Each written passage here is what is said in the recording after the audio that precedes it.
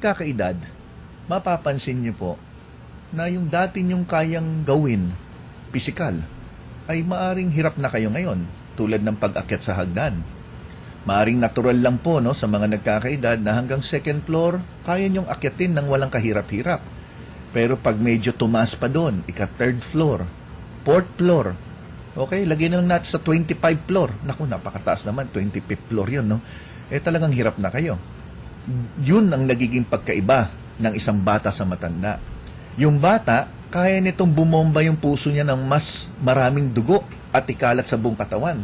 Samantala yung may edad, medyo it will take time. Medyo kailangan ng sapat na panahon para mag-adjust dun sa tinatawag na physical activities. Yan ang pagkaiba. Kaya yung may edad, umpisa nang sumakit ang binti yan. Pag umakit yan, medyo mapapansin nyo, madaling hingalin, kinakapos ng hininga. Dahil kapos nga yung dugo na kumakalat sa buong katawan hanggang papuntang baga. So, doon na pumapasok, kung kayo po'y regular na nag-exercise, hindi naman kailangan ng tatakbo pa kayo, hindi naman kailangan yung magbubuhat pa ng mabigat. Para sa akin, kung ang habol lang natin yung endurance, kumbaga yung stamina, yung sapat lang na kakayahan, na hindi kayo hihingalin, tama na po yung 30 minutes na maglakad-lakad po kayo. At kailangan po yung, hindi po yung lakad na parang namamasyal ka lang, yung medyo brisk walking ng konti, yung medyo gitna lang ng lakad at ng takbo. At sa ganung paraan, nakakatulong po yan para ma-develop po ang pagkalat ng dugo nyo sa buong katawan. Pero kung ang habol natin strength building, yung tipong nangihina ka, gusto mong manumbalik yung lakas nyo, kailangan nyo po ng konting weights training.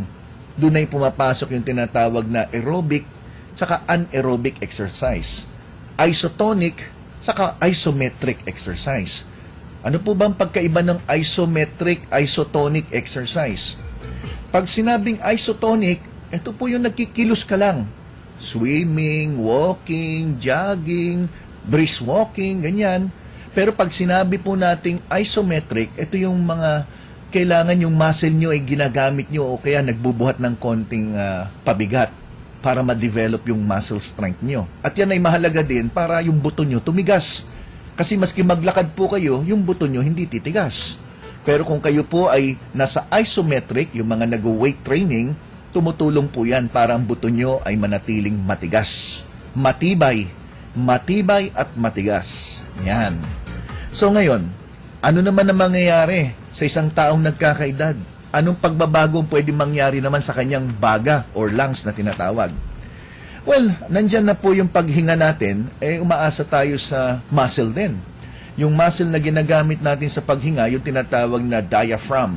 Yung diaphragm, yan po yung pag tayo'y nag-i-inhale, exhale, umaakyat yung dibdib nyo, bumababa, yan po yung diaphragm na tinatawag. Yan yung muscle for respiratory system, muscle. So, ang sikmura nyo ay nasa ilalim ng diaphragm. Kaya pag kumain ka na marami, mapapansin nyo, nahihirapan ka huminga dahil yung imbis na lugar ng muscle ninyo para sa paghinga, naiipit ng tiyan nyo na punong-puno ng pagkain. Kaya karamihan ng mga busog na busog, hirap na hirap huminga at medyo mapapansin nyo, mababaw ang paghinga nyo. Dahil nga sa naiipit yung muscle na ginagamit natin sa paghinga na tinatawag na diaphragm. So sa pagtanda, itong muscle na to, tulad ng anumang muscle sa ating katawan, ay bahagyang humihina. Bahagyang kinakapos ng pagdali ng dugo, natural, magkasama na yung humihina na yung inyong baga, tapos yung mismong, yung tinatawag nating air sacs, kung saan tayo humihinga at pumapasok yung hangin doon sa mga sacs na tinatawag sa ating baga, medyo kumukonti rin. Kaya yung reserve ba nating hangin, medyo kinakapos. Kaya kung bata-bata ka, kaya mo sigurong hawakan ng hininga mo sa tubig na mga pagpalagay natin 30 seconds, yung iba siguro 1 minute, baka sa pagtanda, lalo na kung hindi ka sanay mag-ehersisyo, sa loob lang ng 5 or 10 seconds, baka hirap na hirap ka na. Di ba? Yung iba sa inyo, kaya 30 seconds to 1 minute. Pero sa mga may edad, walang exercise, ay swerte na siguro dyan yung 5 to 10 seconds. Expected po yan. Hindi po sinasabing abnormal yan. Yan po ay bahagi ng pagtanda. Napansin nyo rin, habang nagkakaedad, yung ubo ninyo, walang puwersa. So, yung iba, pag bata ka, kung umubo ka, pero pag may edad na, ano naman na masama kung mahina ang pag-ubo. Dahil sa kahinaan ng pag-ubo, dala na nagkakaedad din, yung paglabas natin ng mga nasinghot natin, ng mga mikrobyo, o kaya mga plema, ay hindi natin may labas ng tama. So, dahil dito, nagkakaroon tayo ng dagdag na tsansa na magkaroon ng infeksyon tulad ng mga pneumonia, bronchitis, at kung ano-ano pa. Kasabay na rin yung paghina ng resistensya, nagkakaroon din tayo ng mga allergic bronchitis na bahagi din na nagkakaedad. So kung papalakasin mo yung may edad, siguro hindi solusyon na bigyan mo ng gamot. Baka importante, palakasin mo yung resistensya. Turuan mo mag-exercise, kumain ng tama, o maaaring sa tulong ng mga bitamina na pwede magpalakas ng resistensya ng bawat tao. Hindi lang ng mga sanggol. Kasi karamihan lang ng mga sanggol, napansin ko, sino kaya ang may sanggol ngayon na nakikinig ngayon, ang magulang o kaya ang lolo at lola na hindi umiinom ng vitamins at hindi binakunahan? Pero ang tanong, sino kaya ang senior citizen nakikinig ngayon na walang bakuna at hindi rin nagba-vitamins? Tulad ng sinasabi ko madalas, mas mahina ang senior citizen kaysa sa mga sanggol. Yung sanggol, bigyan mo lang ng tamang pagkain yan, o kaya bigyan mo ng gatas ng ina, paliguan mo lang na maayos, linisin mo lang yung kapaligiran, malakas ng resistensya niyan. Samantala yung senior citizen, maski bigyan mo ng gatas ng ina, tama ba yun? Mukhang may mali yata akong sinabi.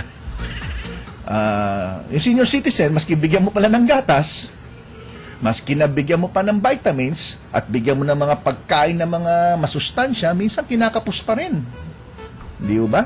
Ano naman ang dahilan? Bakit nagkaganon? May paliwanag na naman. Kasi habang tumatanda ang isang tao, di ba, wala kang ngipin. Hindi ka makanguya ngayon ng mga gusto mong kainin. Yung iba sa inyo, pinipili na yung pagkain na lunok lang ng lunok. Yung iba sa inyo, ayaw nang kumain dahil masakit daw yung mga gilagid. Maglagay naman kayo ng pustiso, minsan tumawa ka lang, naulalaglag pa yung pustiso mo. Di natural. Ano nangyari? Hindi mo nakakain yung masustansyang pagkain. By the way, madagdag ko lang mga lolo at lola, kaya po kayo naglalagay ng pustiso, hindi para maganda lang po kayo tingnan. Kaya po kayo naglalagay ng pustiso para makain nyo yung gusto nyong kainin na hindi kayo nahihirapan. Yan po ang dahilan. Kasi po, kung maglalagay lang kayo ng pustiso para pagngiti mo, maganda, mukhang mali po ang ating reason o dahilan ng paglalagay ng pustiso. Kaya kung maluwag po ang pustiso nyo, meron dyan, tatawa, nalaglag, sumigaw lang, nauna pa yung pustiso tumakbo kaysa sa kanya. So, mali po yun. Dapat ipa-adjust nyo po sa inyong dentista para hindi naman kayo mahirapang ngumuya. Okay? Sa bagay, ang advantage naman ng isang taong nakapustiso, lalo ng mga senior citizen, pag nagtututbrush yan, nakakasalita pa, nakakakain pa, no? Hiwalay kasi ang ngipin sa kanyang pagkain, no? May advantage din pala, no? So, mahalaga po sa akin, tandaan nyo, mga senior citizen, na maduktong ko lang to, kasi karamihan ng pasyente ko, huwag naman kayo magagalit, alam ko maraming mga nakikinig sa akin, mga pasyente kong senior. Yung mga walang ngipin na pasyente ko, sila po ang mahina ang katawan. Sila po ang kulang sa sustansya ang katawan. Dahil nga hindi kumakain ng tama. So ngayon pa lang, kung may nakikinig po na maluwag ang pustiso, huwag nyo pong lalagyan ng Mighty Banyan o kaya mga rugby. Kailangan po dalhin sa dentista. Ina-adjust po yan. Kasi nagulat ako Meron akong pasyente habang nagsasalita, hirap na hirap dahil alam mo, Dok, yung pala every time ngumanga ng konti, nalalaglag yung pustiso. Sabi ko, pa-adjust nyo na po yan. Sabi niya, Dok, wala akong pera Ano bang pwede kong gawin? Sabi niya. Sabi ko, dali mo sa dentista. Dok, wala nga akong pera ano pa pwede kong gawin? Sabi ko, dali mo sa dentista. Dok, wala nga akong pera. Anong dapat kong gawin? Minsan ganun, paulit-ulit sabi ko, kung ako dentista, lalagyan ko lang yan ng sangkal, lalagyan ko ng konting sangkal yan Sangkalan ba tawag doon, no? Para dumikit So, anyway, kasi habang nagkakaedad, yung gums numinipis. Kaya maski tama na ang fitting ng pustiso nyo 10 years ago, Pagkalipas ng 10 taon, yung gums niyo po, numinipis yan, lumiliit. Kaya yung pustiso nyo na kinabit nung 10 years ago, maluwag na po yan. Yan. Okay malinaw po yan. Ngayon, ano po mangyayari sa panunaw ng isang tao?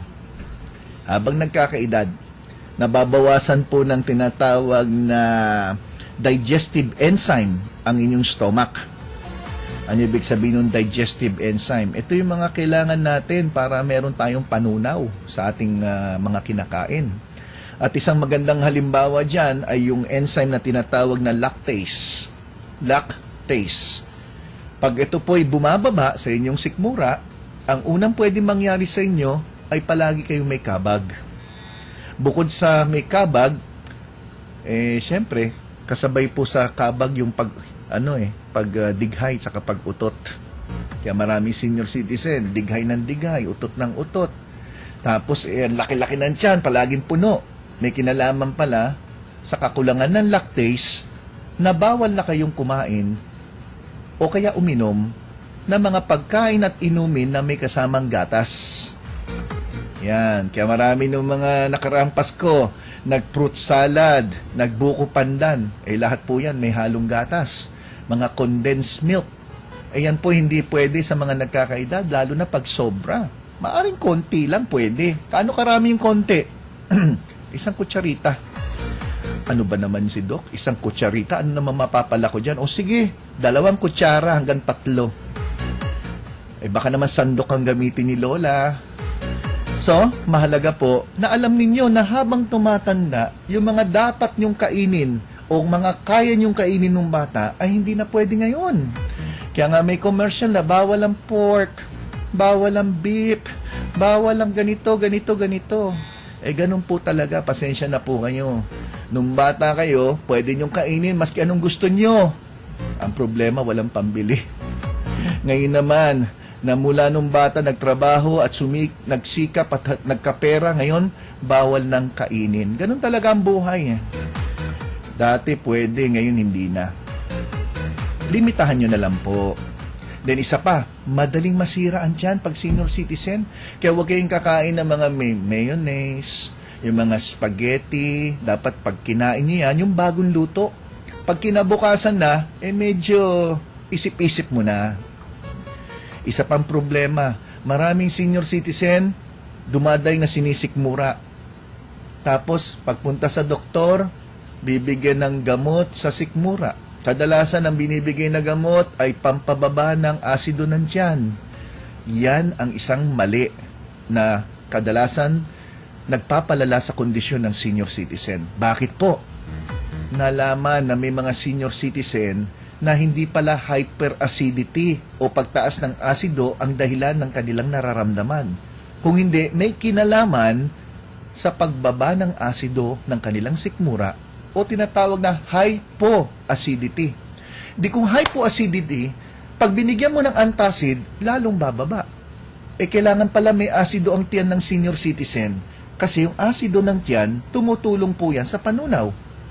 Kaso, bumaba nga yung asido dahil nagkakaedad. Ang nangyari, binigyan pa ng gamot na pampababa ng asido. Ano sa tingin nyo mangyayari? Yan po ang kagandahan ng lecture na ito. Habang nagkakaedad, may mga pagbabago na parte na nagkakaedad. Kung ano man na naramdaman natin, baka hindi kailangan ng gamot. Baka. Siguro masasabi ko mga 70% na mga naramdaman ng senior citizen, baka hindi kailangan ng gamot. Kasi babaguhin lang natin yung pasyente. Maari makakita na tayo ng pagbabago. So, ang digestive system, humihina, kinakapos yung panunaw, bumababa yung mga tinatawag na digestive enzyme. Isang halimbawa, yung lactase. Yung iba, yung atay, humihina rin. Habang tumatanda, kumukonti ang liver cell. Ano ngayon mangyayari? Siyempre, kung mahina atay mo, yung dating kayang linisin na mga toxic waste na kinakain mo, o yung mga gamot na iniinom mo, yung mga posibleng side effect niyan, nung bata ka, kayang-kaya mong alisin yan sa katawan mo, no sweat, walang kahirap-hirap. Pero ngayon nagkaedad ka na, yung kinain mo, maski na yung kinain mo, ganun din karami kinakain mo nung araw, iba na ngayon, may edad ka na. Nung bata ka, lasenggo ka, okay lang. 20 anyos ka, okay lang, sige. Pero ngayon, 50 anyos ka na, tomador ka pa rin, ang iniinom mo ka pareho ng iniinom ng mga bagets, ay mag-isip-isip ka na. Lugi ka dyan, pare ko. So, ngayon pa lang, sinasabi ko na, konting ingat. Dahil yung iniinom nyong gamot, yung mga posibleng side effect, ay maaring mas matagal nyong linalabas yan sa inyong katawan dahil ang atay nyo humihina na. Sa ating pagbabalik, pag-uusapan natin kidney, urinary bladder, immune system, hormones, reproductive system, pagkakasya na natin yan. Sa ating pagbabalik, wag lang po kayong alis, dito lang po sa Gabay sa Kalusugan. Sabi ng doktor ko, makakalakad na ako pagkatapos ng 1 buwan treatment. Nakatotoo ba? Oo, naibenta ko yung kotse ko para bayaran yung hospital bill ko eh. Eh ngayon, naglalakad na lang ako. Dr. Gary C. ang ating Gabay sa Kalusugan.